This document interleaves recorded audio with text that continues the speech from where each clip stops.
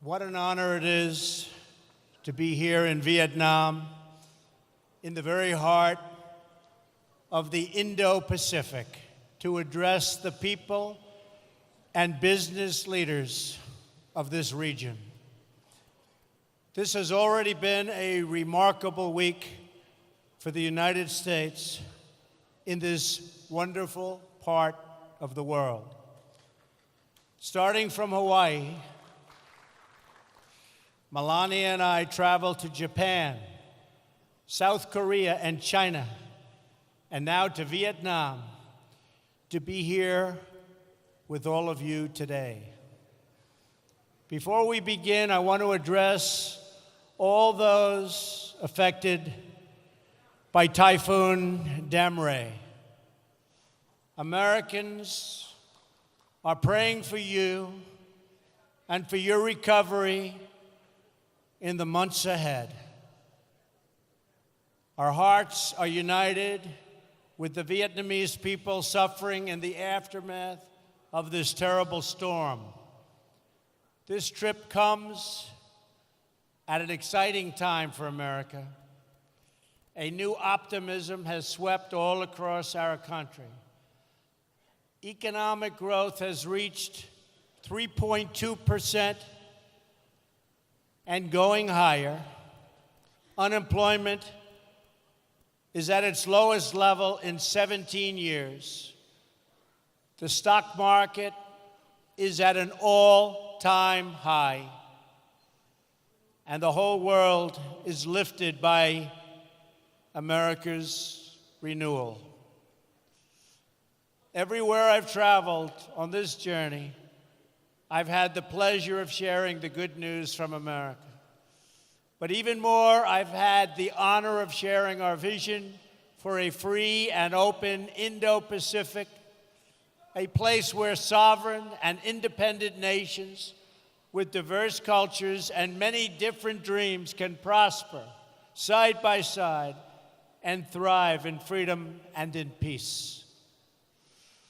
I am so thrilled to be here today at Apec because this organization was founded to help achieve that very purpose. America stands as a proud member of the community of nations who make a home on the Pacific. We have been an active partner in this region since we first won independence ourselves. In 1784, the first American ship sailed to China from the newly independent United States. It went loaded with goods to sell in Asia, and it came back full of porcelain and tea. Our first president, George Washington himself, owned a set of tableware from that ship. In 1804, Thomas Jefferson sent the explorers Lewis and Clark on an expedition to our Pacific coast. They were the first of the millions of Americans who ventured west to live out America's manifest destiny across our vast continent. In 1817, our Congress approved the first full-time Pacific development of an American warship. That initial naval presence soon grew into a squadron, then a fleet to guarantee freedom of navigation for the growing number of ships, braving the high seas to reach markets in the Philippines, Singapore, and in India. In 1818, we began our relationship with the Kingdom of Thailand. And 15 years later, our two countries signed a treaty of friendship and commerce, our first with an Asian nation. In the next century, when imperialist powers threatened this region, the United States pushed back at great cost to ourselves. We understood that security and prosperity depended on it. We have been friends, partners, and allies in the Indo-Pacific for a long, long time. And we will be friends, partners, and allies for a long time to come. As old friends in the region, no one has been more delighted than America to witness, to help, and to share in the extraordinary progress you have made over the last half-century. What the countries and economies represented here today have built in this part of the world is nothing short of miraculous. The story of this region in recent decades is the story of what is possible when people take ownership of their future.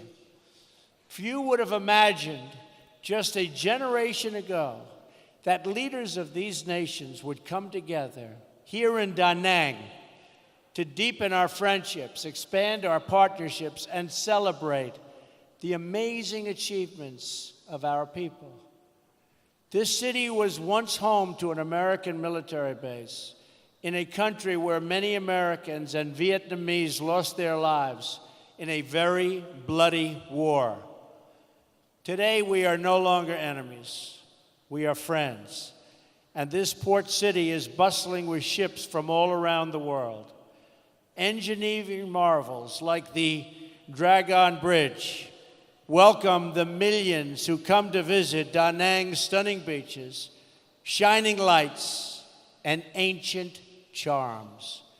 In the early 1990s, nearly half of Vietnam survived on just a few dollars a day, and 1 in 4 did not have any electricity. Today, an opening Vietnamese economy is one of the fastest growing economies on earth. It has already increased more than 30 times over, and the Vietnamese students rank among the best students in the world.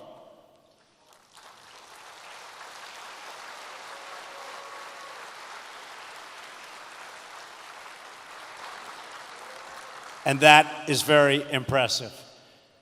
This is the same story of incredible transformation that we have seen across the region. Indonesians for decades have been building domestic and democratic institutions to govern their vast chain of more than 13,000 islands. Since the 1990s, Indonesia's people have lifted themselves from poverty to become one of the fastest growing nations of the G20. Today, it is the third largest democracy on earth. The Philippines has emerged as a proud nation of strong and devout families. For 11 consecutive years, the World Economic Forum has ranked the Philippines first among Asian countries in closing the gender gap and embracing women leaders in business and in politics.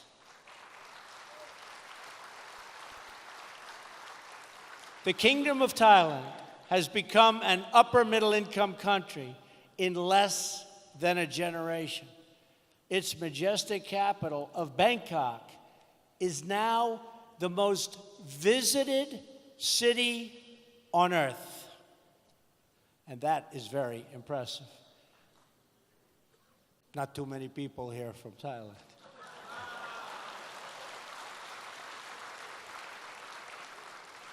Malaysia has rapidly developed through recent decades, and it is now ranked as one of the best places in the world to do business. In Singapore, citizens born to parents who survived on $500 a day are now among the highest earners in the world, a transformation made possible by the vision of Lee Kuan Yew's vision of honest governance and the rule of law. And his great son is now doing an amazing job. As I recently observed in South Korea, the people of that republic took a poor country ravaged by war and in just a few decades turned it into one of the wealthiest democracies on earth. Today, South Koreans enjoy higher incomes than the citizens of many European Union countries. It was great spending time with President Moon. Everyone knows of China's impressive achievements over the past several decades. During this period, and it was a period of great market reforms, large parts of China experienced rapid economic growth. Jobs boomed, and more than 800 million citizens rose out of poverty. I just left China this morning and had a really productive meeting and a wonderful time with our gracious host, President Xi. And as I saw on my first stop of this trip, in Japan, we see a dynamic democracy in a land of industrial, technological, and cultural wonders. In fewer than 60 years, that island nation has produced 24 Nobel Prize winners for achievements in physics, chemistry, medicine, literature, and the promotion of peace.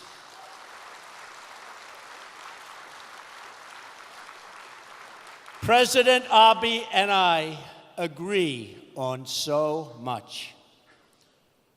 In the broader region, countries outside of Apec are also making great strides in this new chapter for the Indo-Pacific. India is celebrating the 70th anniversary of its independence. It is a sovereign democracy, as well as, think of this, over 1 billion people.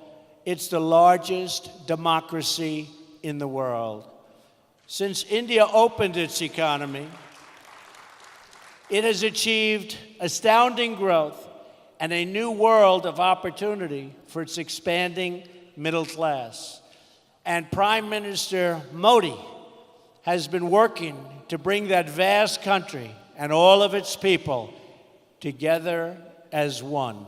And he is working at it very, very successfully indeed.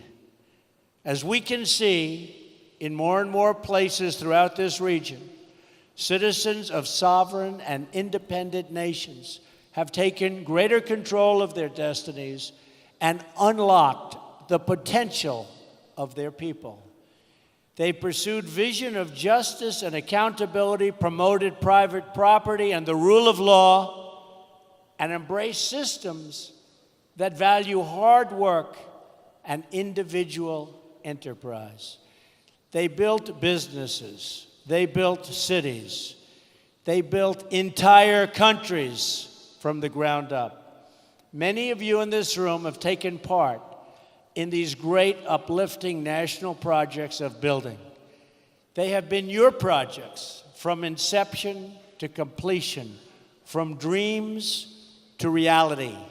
With your help, this entire region has emerged, and it is still emerging, as a beautiful constellation of nations, each its own bright star, satellites to none, and each one a people, a culture, a way of life, and a home.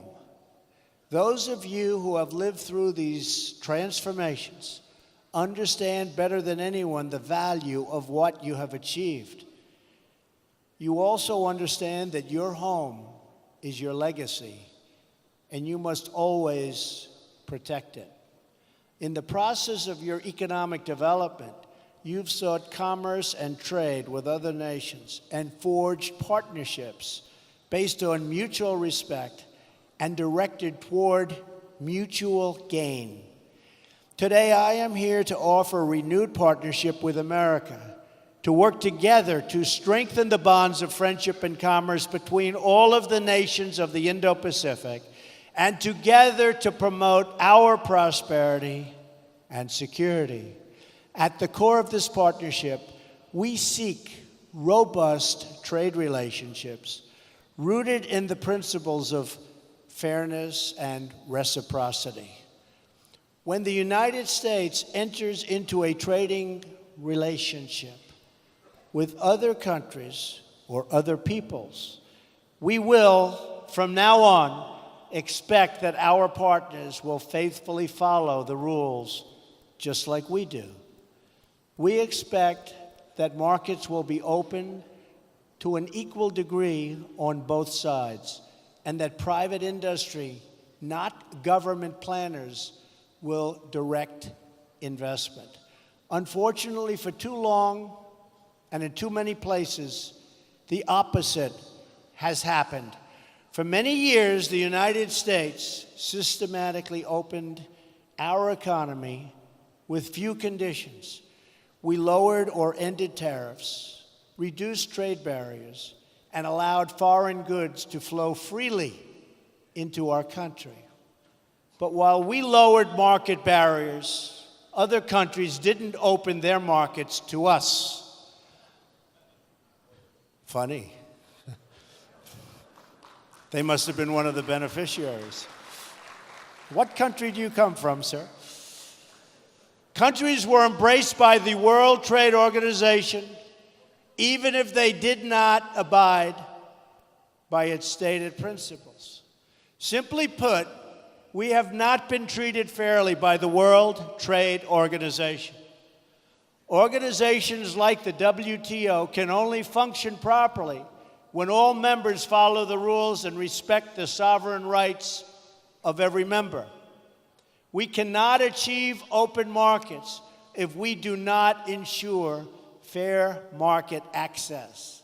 In the end, unfair trade undermines us all. The United States promoted private enterprise, innovation, and industry.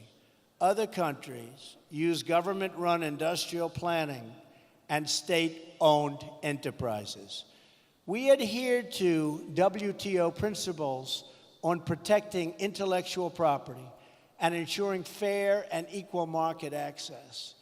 They engaged in product dumping, subsidized goods, currency manipulation, and predatory industrial policies.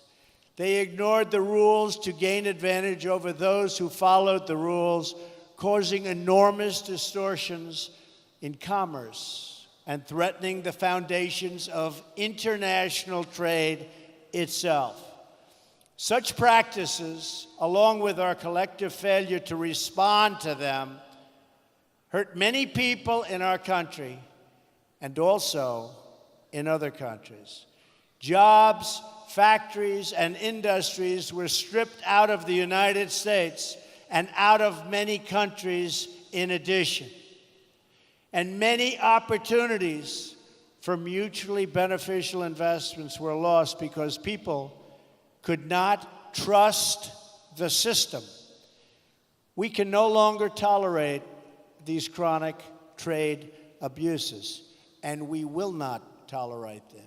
Despite years of broken promises, we were told that someday soon everyone would behave fairly and responsibly.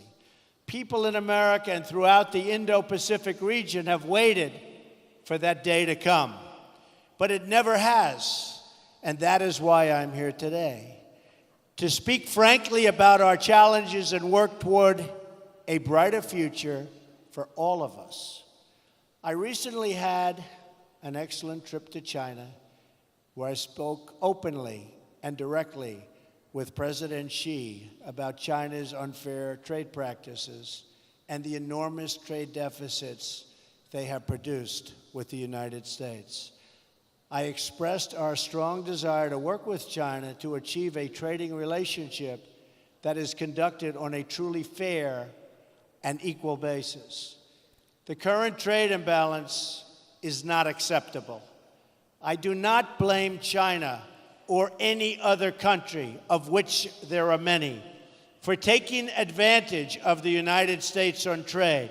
If their representatives are able to get away with it, they are just doing their jobs. I wish previous administrations in my country saw what was happening and did something about it. They did not, but I will. From this day forward, we will compete on a fair and equal basis. We are not going to let the United States be taken advantage of anymore. I am always going to put America first, the same way that I expect all of you in this room to put your countries first.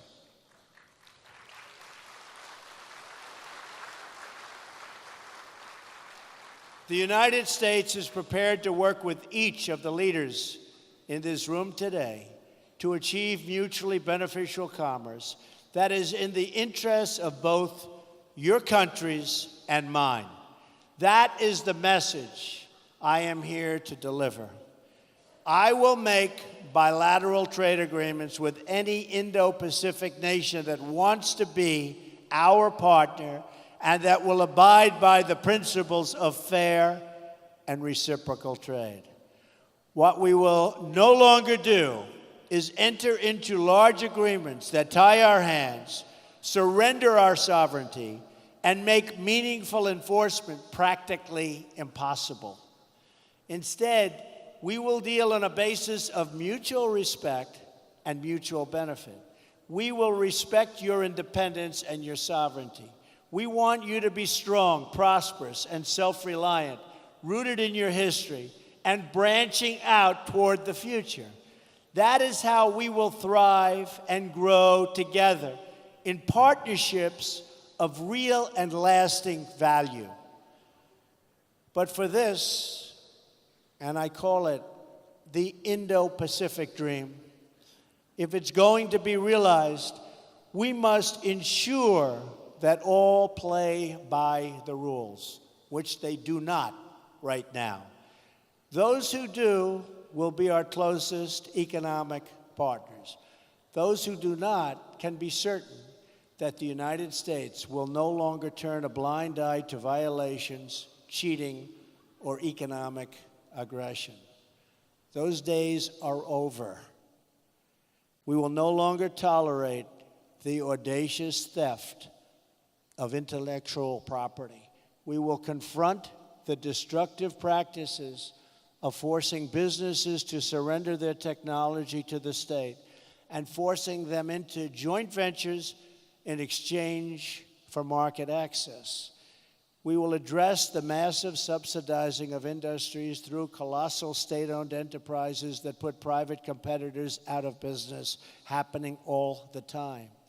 We will not remain silent as American companies are targeted by state-affiliated actors for economic gain, whether through cyber attacks, corporate espionage, or other anti-competitive practices. We will encourage all nations to speak out loudly when the principles of fairness and reciprocity are violated. We know it is in America's interest to have partners throughout this region that are thriving, prosperous, and dependent on no one. We will not make decisions for the purpose of power or patronage. We will never ask our partners to surrender their sovereignty, privacy, and intellectual property, or to limit contracts to state-owned suppliers. We will find opportunities for our private sector to work with yours and to create jobs and wealth for us all. We seek strong partners, not weak partners. We seek strong neighbors, not weak neighbors. Above all, we seek friendship, and we don't dream of domination. For this reason, we're also refocusing our existing development efforts. We are calling on the World Bank and the Asian Development Bank to direct their efforts toward high-quality infrastructure investment that promotes economic growth. The United States will also do its part. We are also committed to reforming our development finance institutions so that they better incentivize private sector investment in your economies and provide strong alternatives to state-directed initiatives that come with many strings attached. The United States has been reminded time and time again in recent years that economic security is not merely related to national security. Economic security is national security. It is vital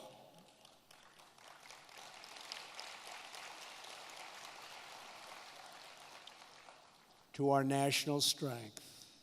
We also know that we will not have lasting prosperity if we do not confront grave threats to security, sovereignty, and stability facing our world today.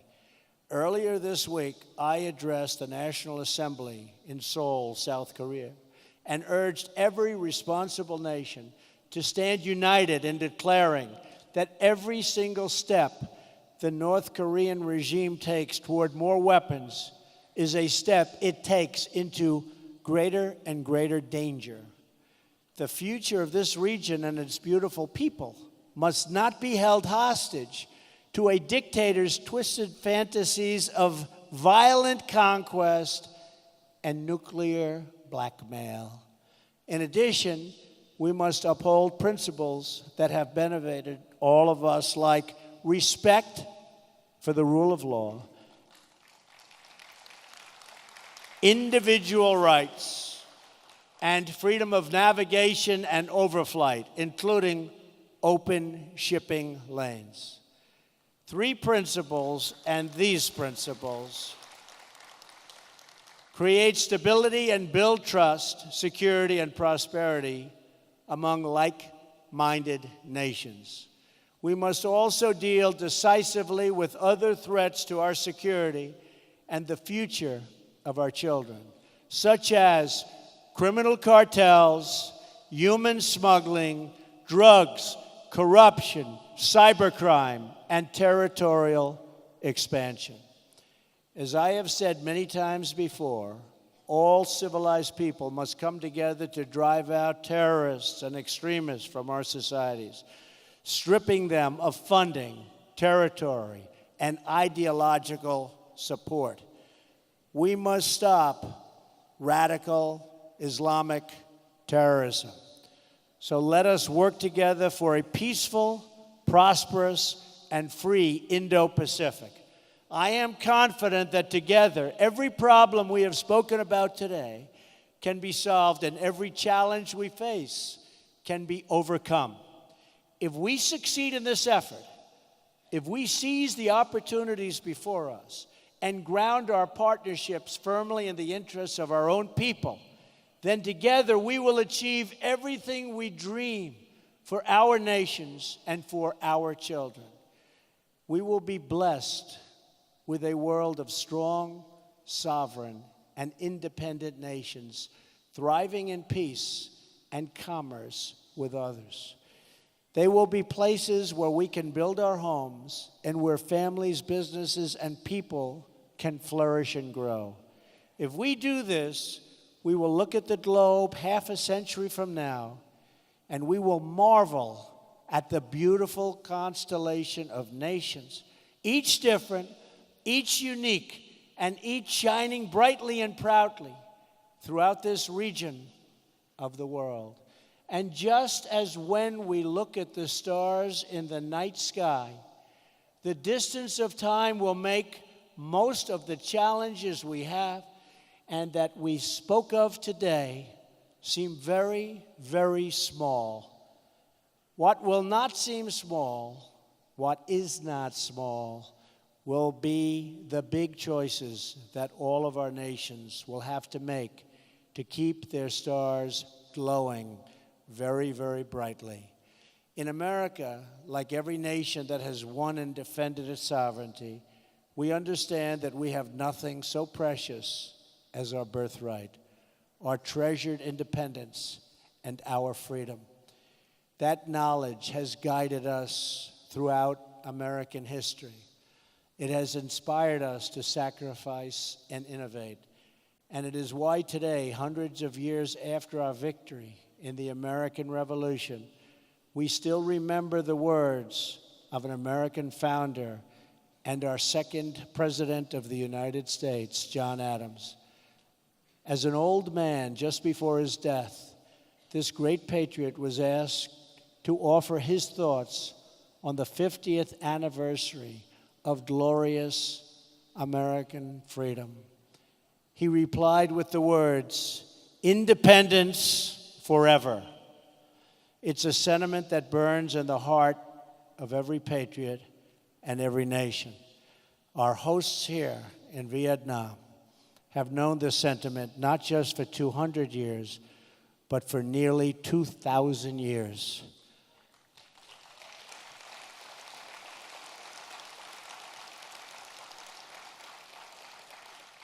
It was around 40 AD when two Vietnamese sisters, the Trung sisters, first awakened the spirit of the people of this land. It was then that, for the first time, the people of Vietnam stood for your independence and your pride. Today, the patriots and heroes of our histories hold the answers to the great questions of our future and our time.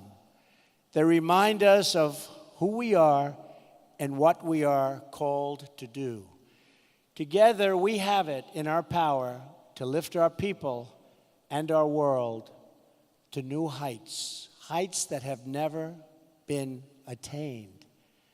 So let us choose a future of patriotism, prosperity, and pride. Let us choose wealth and freedom over poverty and servitude. Let us choose a free and open Indo-Pacific. Finally, let us never forget, the world has many places, many dreams, and many roads. But in all of the world, there is no place like home. And so, for family, for country, for freedom, for history, and for the glory of God, protect your home, defend your home, and love your home today and for all time. Thank you. God bless you. God bless the Pacific region.